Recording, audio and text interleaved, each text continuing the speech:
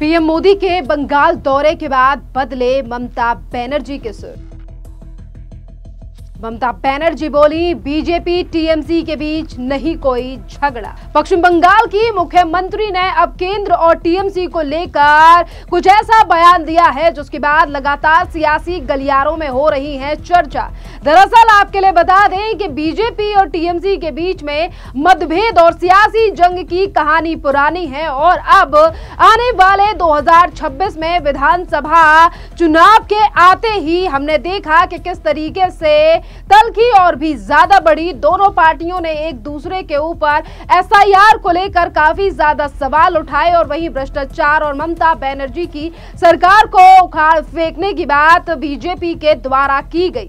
पर आज देखिए कि किस तरीके से 2026 के चुनाव आने वाले हैं। तो उससे पहले पड़ोसी देश नेपाल में जिस तरीके से अभी कुछ दिन पहले अशांति फैली और जिस तरीके से सियासी दुश्मनी ने एक तरफ किस तरीके से वहां की सरकार को उखाड़ फेंका और जब इसी नेपाल के हालातों को लेकर मुख्यमंत्री ममता बनर्जी से सवाल पूछा गया तो ममता बनर्जी ने सीधे तौर पर बड़ा बयान दिया है और उन्होंने कहा है कि नेपाल के मुद्दे पर अगर देखा जाए और यहां पर अगर देश की सुरक्षा पर बात की जाए तो बीजेपी और टीएमसी के बीच में कोई भी लड़ाई झगड़ा नहीं है। जी हाँ, दरअसल देखिए नेपाल में हाल की अशांति ने इस सियासी दुश्मनी को अब एक तरफ धकेल दिया है क्योंकि दोनों पक्ष अब मजबूरी ही सही पर अब सुरक्षा सुलह करनी पड़ी है ताकि सीमा पर चौकसी बरकरार रहे और भारत में जो कुछ अगर उग्रवी यानी कि कुछ लोग अगर हालात खराब करने की कोशिश भी करते हैं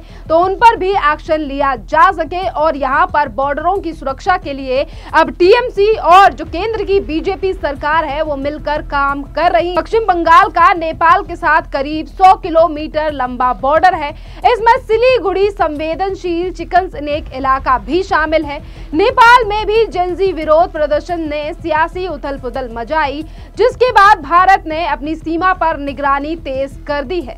ममता बनर्जी ने कहा है, राष्ट्रीय हित के मसले पर तृणमूल और बीजेपी का कोई झगड़ा नहीं, हमें देश की सुरक्षा के लिए एकजुट रहना होगा। प्रधानमंत्री मोदी ने भी सियासी तकरार का जिक्र नहीं किया। ये पहली बार है जब दोनों पक्षों ने राष्ट्रीय सुरक्षा को लेकर एकजुटता दिखाई है और वहीं आपके लिए बता दें कि सिर्फ एकजुटता दिखाते हुए पश्चिम बंगाल के बॉर्डर ही नहीं बल्कि हर जगह पर अब ध्यान रखा जा रहा है क्योंकि सीमा पर चौकसी बढ़ाई गई है। नेपाल में सुशीला कार्की की अंतरिम सरकार बनने के बाद भी भारत ने सीमा पर सतर्कता कम नहीं की है और सीमा सुरक्षा पर बीएसएफ यानी कि देखिए बीएसएफ की तैनाती बढ़ाई गई है और इससे पहले जब कई मुद्दों को लेकर बीएसएफ की तैनाती बढ़ाई गई तब ममता बनर्जी सरकार ने काफी ज्यादा विरोध किया था। पर आज तो इस बॉर्डर को लेकर जब बीएसएफ की तैनाती की गई है तो ममता बनर्जी को इससे कोई भी परेशानी नहीं है बल्कि सरकार केंद्र सरकार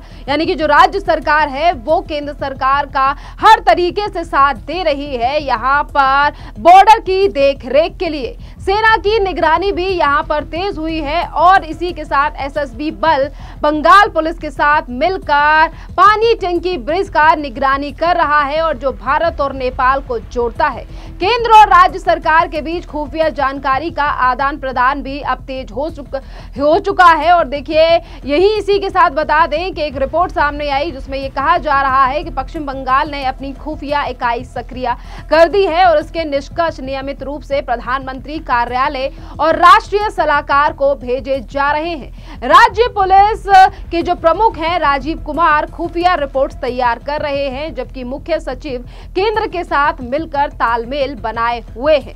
हाल ही में कोलकाता के फोर्ट विलियम में एक अहम बैठक हुई थी जिसमें रक्षा मंत्री राजनाथ सिंह और राष्ट्रीय सुरक्षा सलाहकार अजीत डोभाल ने हिस्सा लिया। ये बैठक पूर्वी कमान मुख्यालय में हुई जिसमें सीमा सुरक्षा पर गहन चर्चा भी हुई। इसी के साथ आपके लिए बता दें कि नेपाल में हुआ जो तमाम प्रोटेस्ट हुआ, जेनजी का प्रोटेस्ट हुआ जिसके बाद सत्ता जो पहले प्रधानमंत्री थे उन्हें इस्तीफा देना पड़ा जिसके बाद अब नेपाल में अंतरिम सरकार बन गई है। पर आपके लिए बता दें कि कहीं ना कहीं इस प्रोटेस्ट को लेकर ये भी सवाल उठा कि कहीं चीन का तो इस पूरे प्रोटेस्ट में हाथ नहीं है और चीन को लेकर भी काफी ज्यादा सवाल उठाए गए, क्योंकि खुफिया सूत्रों के मुताबिक ये भी चीजें सामने आई कि काठमांडू के बाजारों में चीनी मुद्रा का चलन देखा गया। इससे नेपाल में चीन के बढ़ते प्रभाव की आशंका जताई जा रही है। हालांकि हाल ही में एससीओ बैठक के बाद भारत और चीन के रिश्तों में काफी ज्यादा सुधार हुआ है, मगर खुफिया एजेंसियां सतर्क हैं। नेपाल की अशांति और चीनी प्रभाव की खबरों ने भारत और सजग कर दिया है और सीमा पर निगरानी बढ़ाने के साथ साथ खुफिया तंत्रों को भी और भी ज्यादा मजबूत कर दिया गया है। नेपाल की अगर हम बात करें तो देखिए, जहां एक तरफ नेपाल में अब अंतरिम सरकार बन चुकी है, कैबिनेट के मंत्रियों ने वहां पर शपथ ले ली है और लगातार अब शांति वहां पर बहाल होती जा रही है, हालात नॉर्मल होते जा रहे हैं। और यहां पर अगर भारत की बात करें तो भारत ने अब बॉर्डरों पर काफी ज्यादा निगरानी को बढ़ा दिया है और यहां पर सबसे बढ़िया बात यह है, जिसकी तारीफ सोशल मीडिया पर भी अब हो रही है, कि जिस तरीके से केंद्र और राज्य सरकार मिलकर इन तमाम मुद्दों पर काम कर रही है और बॉर्डरों पर निगरानी की जा रही है। इसी बीच पश्चिम बंगाल के राज्यपाल सीवी आनंद बोस ने नेपाल सीमा का पिछले दिनों दौरा भी किया और ममता बनर्जी ने सुरक्षा चिंताओं के चलते उन्हें ऐसा ना करने की सलाह दी थी, लेकिन राज्यपाल के अड़ने पर उन्होंने पुलिस के साथ मिलकर पूरी व्यवस्था की।